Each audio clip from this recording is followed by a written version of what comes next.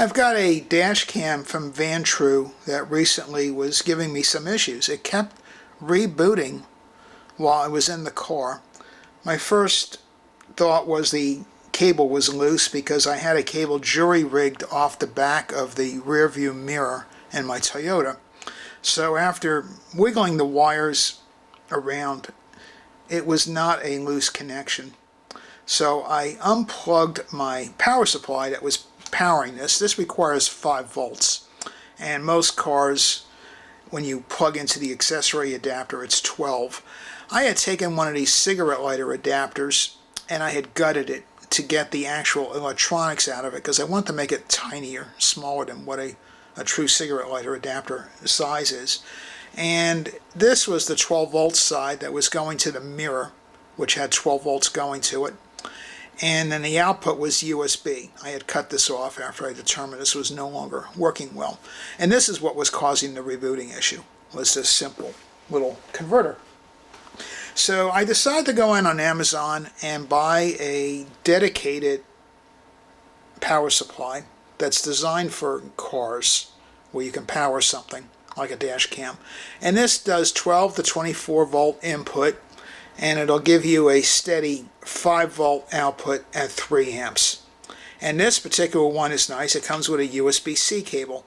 And you have a variety of choices with these power supplies. You can get them in micro USB, USB-A, and so there's a lot of varieties out there to match your camera so you don't have to use an adapter. And on this camera, it's a USB-C coming out the side, plug it in. And the second I got this, it cleared up the problem. It was no longer going in an infinite loop of booting. It was nice and steady coming on, so it proved that it was just that cigarette lighter adapter that was failing.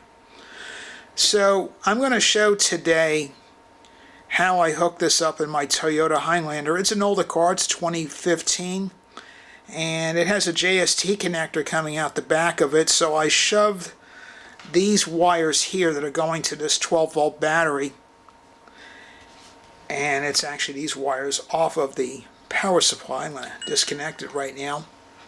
These wires are coming from the power supply. I'm going to show how I'm going to loop these wires over, and I'm going to plug them into the JST connector, and then using a cable tie I'll provide a strain release so these wires can't be yanked out very easily. And this way you don't have to have that clumsy long wire going around your windshield, draping down somewhere over the dashboard to get to a cigarette lighter adapter, which I never liked. This way it's all self-powered from the back of the rearview mirror. So this is what I did. I pulled more insulation off of the wires, and then I folded it over, and I used the soldering iron and I tinned the wires. This way it's a stiffer wire. It should go more easily into the JST connector without flopping over to the side, because this is stranded wire. It's not very stiff. So this way it should be able to go into that connector more easily. And then I'll use a cable tie as a strain release so it can't be accidentally pulled out.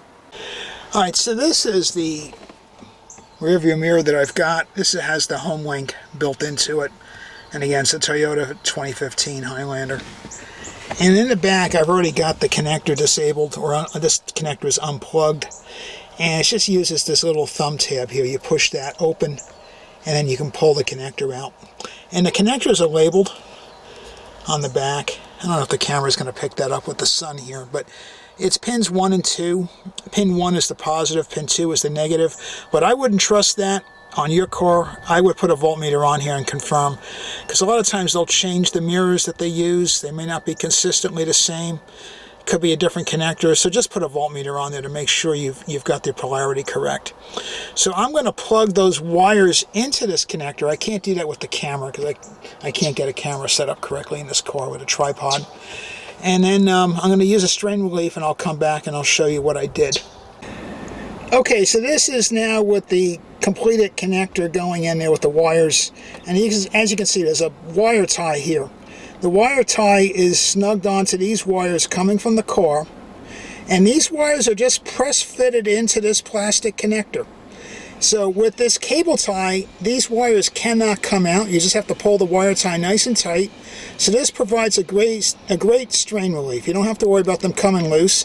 As you can see, the camera is on. It's blinking green, which means it's on. It's working good.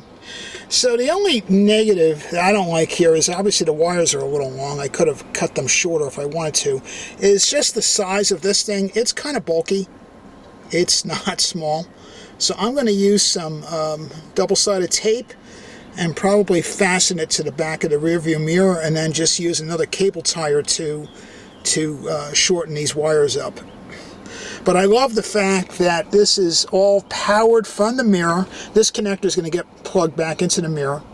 And in this way, you don't have any wire coming along the top here, going around the dashboard and then getting snaked around somewhere to find power. By having it off the mirror, it's a lot cleaner. Okay, so this is what I ended up with. I used a cable tie and hooked it around those two flanges that come out on this 12 volt to 5 volt converter. So with the cable tie hooked in those two flanges, it won't wiggle around very much. And then I just used the secondary cable tie to loop up the extra USB-C cable going to the camera. And granted, I mean, it's not pretty from here, but when you sit back in the car, and this is the passenger seat, I mean, you're not going to see anything, and it's going to be the same from the driver's side. You're not going to see any of those cables. So it's going to look pretty good, and it's, I still say, nicer than having the cable, you know, going up around the glass and then going down the side, and then you try to find some sort of a fuse box or cigarette lighter adapter to power your dash cam. This is a lot easier if you have a powered mirror. Here's a quick view of how the wires are pressed into that connector in the back of the mirror. I couldn't get a good pic of that with the video camera. So with a still camera, I can just show the wires are pressed in from the top of the connector. And as I said, I just tinned them with solder. It took 2 attempts of tinning them. When I first tinned them, I didn't have enough solder on it. The wires weren't thick enough and they were kind of loose in there. So I went back to the soldering iron, added a little bit more solder to the connectors, and then it was a good snug fit in that connector when I pushed in both wires. But make sure you do check with a voltmeter that your mirror is pins 1 and 2, that it's positive and negative. It could be a completely different voltage even, and the polarity might be different.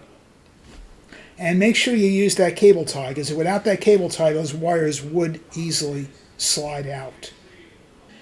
This is what I ordered on Amazon. It's basically, as I said, a 12 volt to 5 volt converter, and it comes in different types. My camera was a type C USB. It also came with a USB-A connector type, and I believe I saw a micro USB connector type. There was nothing for the mini, so if you have a really old camera that uses the mini USB, you might have to use a converter. And then you could just get the USB-A to mini USB converter if you need that. But this worked really well. The only thing I didn't like was the size. It's kind of bulky. But the price is right. For $9, that's a pretty good deal. And the nice thing is it is 3 amps out, so I don't think any dash cam is actually going to draw 3 amps. But I'm hoping that this holds up longer than that cigarette lighter type adapter that I was using.